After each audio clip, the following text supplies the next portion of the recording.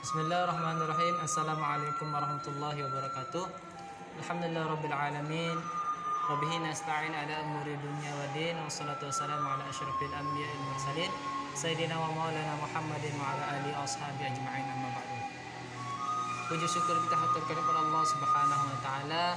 Salawat serta salam kita junjungkan, kita sanjungkan terhadap Nabi besar Muhammad sallallahu alaihi wasallam.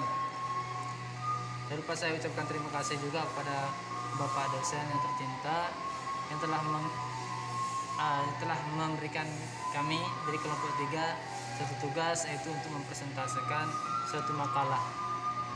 Baiklah, saya sendiri Ahmad Rifai dari kelompok 3 akan mempresentasikan sebuah makalah dari mata kuliah manajemen pembelajaran bahasa Arab, yaitu yang berjudul tentang memahami tentang sistem pembelajaran bahasa Arab. Nah, jadi di sini saya dari kelompok 3, yang dimana kelompok 3 terdiri dari yang pertama saya sendiri Ahmad Rifai, yang kedua adalah Jihan Fariha Ilma. Nah, baiklah, untuk mempersingkat waktu, saya mulai saja dengan dengan membacakan daftar isi. Yang pertama, pendahuluan, yaitu yang ada dalam pendahuluan adalah latar belakang, rumusan masalah. Bab yang kedua adalah pembahasan, di mana dalam pembahasan ada pengertian sistem pelajaran bahasa Arab. Yang kedua adalah sistem terpisah, yang ketiga adalah sistem terpadu. Nah, dan adapun yang ketiga adalah kelebihan dan kelemahan sistem terpisah dan terpadu. Dan adapun bab yang terakhir, yaitu bab yang ketiga, adalah penutupan, di mana di dalam penutupan ini terdapat kesimpulan dan daftar pustaka. Baiklah, saya mulai dari pendahuluan. Jika kita mendengar istilah sistem pembelajaran bahasa Arab, tentunya sudah tidak asing lagi di kalangan pelajar, terlebih lagi mahasiswa yang ingin atau yang mengambil parodi atau program studi bahasa Arab. Definisi dari sistem yakni susunan, gabungan, perpaduan dari berbagai macam elemen yang saling berhubung guna untuk memudahkan aliran informasi, materi, atau energi untuk mencapai suatu tujuan. Sedangkan sistem pembelajaran pada dasarnya merupakan cara-cara untuk mencapai tujuan pembelajaran, yaitu tercapainya hasil belajar secara maksimal oleh peserta didik dalam kegiatan belajar. Jadi di sini adalah kita membahas tentang sistem. Sistem itu adalah suatu gabungan atau suatu perpaduan antara yang satu dengan yang lain. Artinya di dalam satu sistem itu harus berhubungan dengan baik. Tidak dapat berjalan satu sistem apabila tidak ada hubungan atau hubungannya itu kacau-kacau.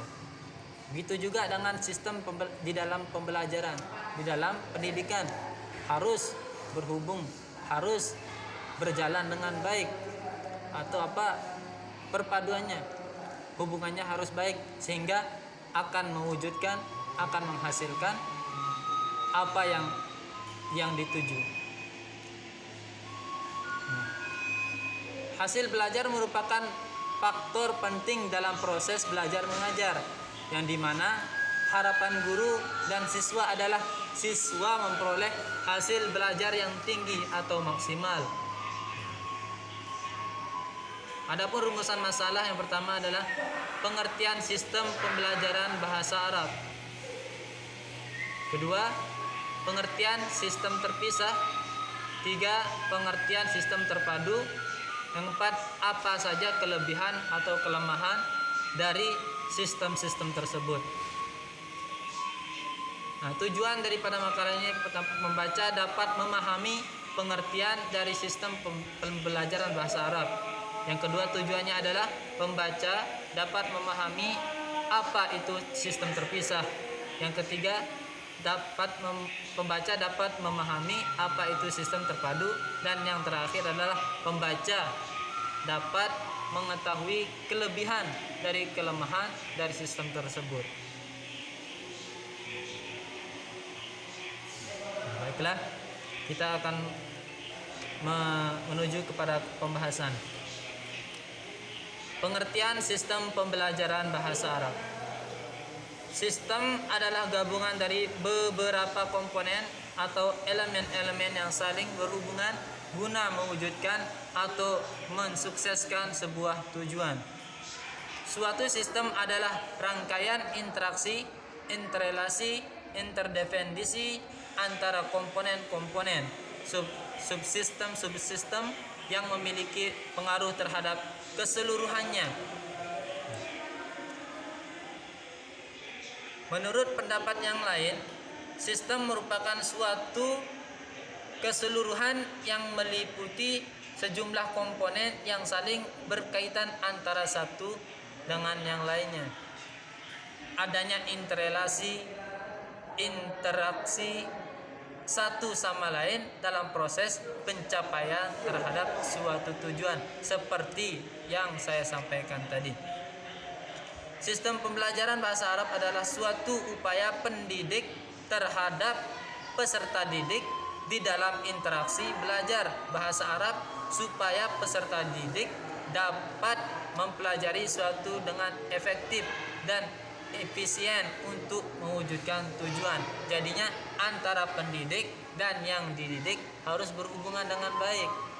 Jikalau ingin apa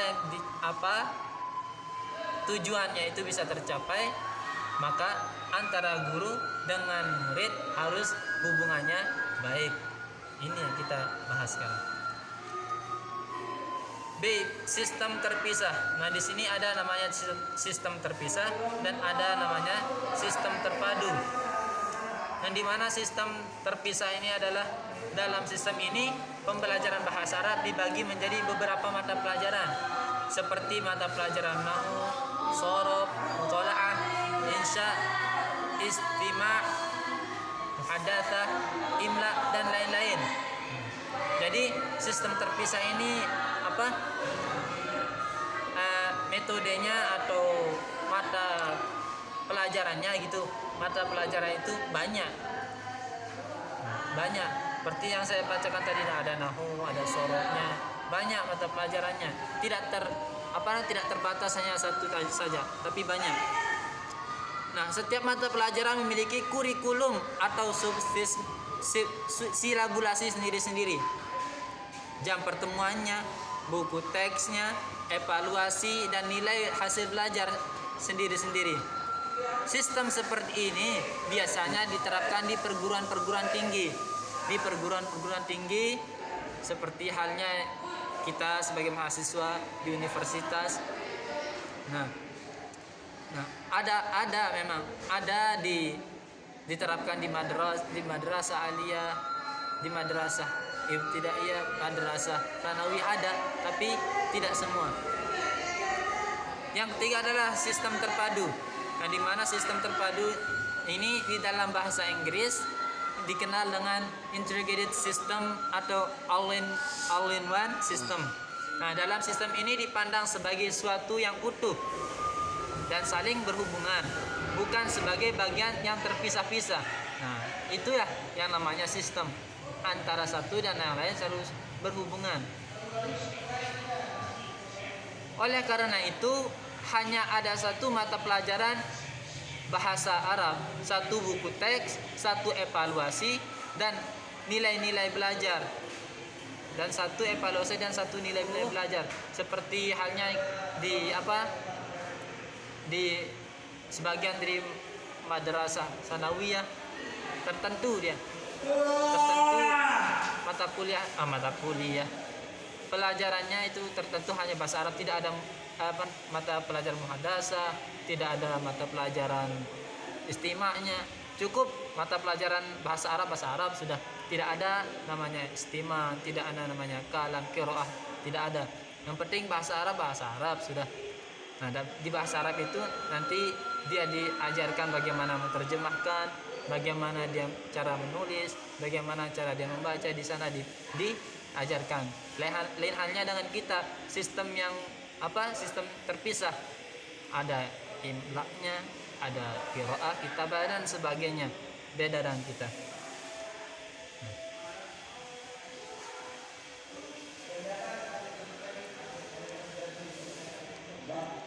Nah, dalam prakteknya terdapat variasi utama yang dijadikan basis atau dasar pembelajaran, yaitu pertama, pembelajaran berbasis topik atau teks bacaan.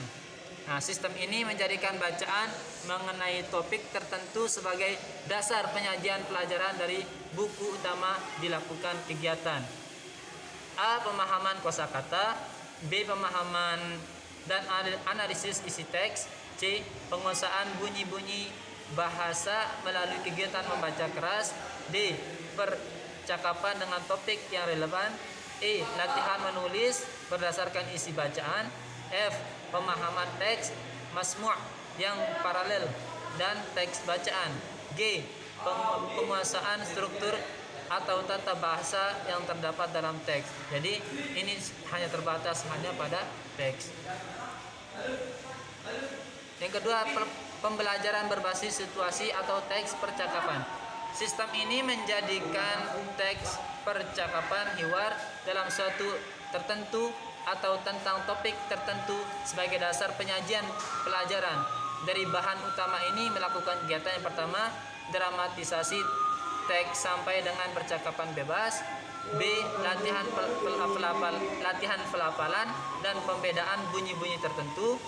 C. Latihan menulis dengan merubah teks dialog menjadi narasi. D.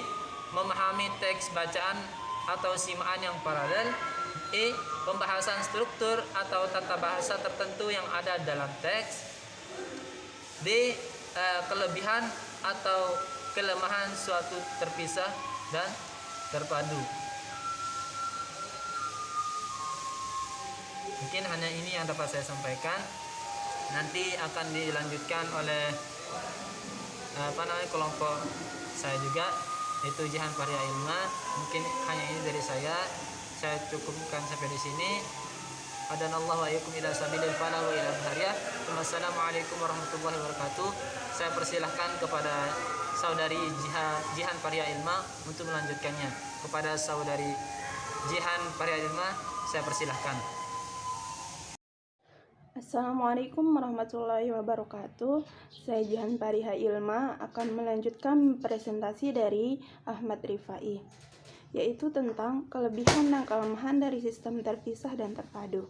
Yang pertama, dari sistem terpisah, kelebihannya itu adalah guru dan perancang kurikulum mendapat kesempatan yang cukup untuk memberikan perhatian yang khusus pada bidang kajian atau mata pelajaran tertentu yang menurut pandangannya itu sangat penting. Siswa juga memperoleh kesempatan untuk mendapatkan pengetahuan bahasa Arab secara mendalam. Sedangkan untuk kelemahannya itu, sistem ini mencabik-cabik keutuhan bahasa dan menghilangkan esensi dan watak alamiahnya. Hal ini menyebabkan pengetahuan dan pengalaman kebahasaan siswa juga terpotong-potong, sehingga tidak mampu menggunakannya secara baik dan benar dalam kehidupan nyata. Pada sisi lain, sistem ini juga menyebabkan ketidakseimbangan antara bagian unsur bahasa dan keterampilan berbahasa, baik pada proses pembelajarannya maupun hasilnya. Yang kedua, sistem terpadu. Kelebihan dari sistem ini adalah landasan teorisnya yang kuat, baik teori psikologi, teori kebahasaan maupun teori kependidikan. Dari sistem psikologi, sistem terpadu ini sesuai dengan cara kerja otak dalam memandang sesuatu, yaitu dari global atau keseluruhan baru ke bagian-kebagiannya. Variasi bahan dan variasi teknik penyajian dapat menghilangkan siswa dari kejenuhan. Dari segi teori kebahasaan, sistem ini sesuai dengan watak bahasa yang memadukan berbagai unsur dan keterampilan berbahasa secara utuh. Dari segi kependidikan, sistem ini menjamin terwujudnya pertumbuhan kemampuan berbahasa secara seimbang. Karena semuanya ditangani dalam situasi dan kondisi yang sama. tidak dipengaruhi oleh keberagaman semangat dan kemampuan para guru. Sedangkan kelemahannya dari sistem ini adalah jika diterapkan pada siswa tingkat lanjut, kurang dapat memenuhi kepentingan pendalaman unsur bahasa atau keterampilan berbahasa tertentu yang menjadi kebutuhan nyata mereka. Kesimpulan dari materi tersebut adalah dari uraian yang telah kami sampaikan tadi, kami dapat menyimpulkan bahwa pentingnya memahami sistem pembelajaran bahasa Arab, menjadikan pembelajaran bahasa Arab sangat menunjang dan membuka wawasan baru, khususnya bagi mengajar bahasa Arab, karena dengan menggunakan sistem yang benar dan sesuai, maka guru akan mudah menyampaikan materi, serta siswa juga memahami materi yang diajarkan. Terlebih di Indonesia, dengan adanya bahasa Arab sebagai bahasa kedua bagi siswa, tentu sistem haruslah diterapkan sesuai proporsinya. Dengan upaya tersebut, harapan tercapainya tujuan pembelajaran bahasa Arab pasti akan mudah didapatkan. Mungkin hanya ini yang dapat kami sampaikan, kurang dan lebihnya mohon dimaafkan. Assalamualaikum warahmatullahi wabarakatuh.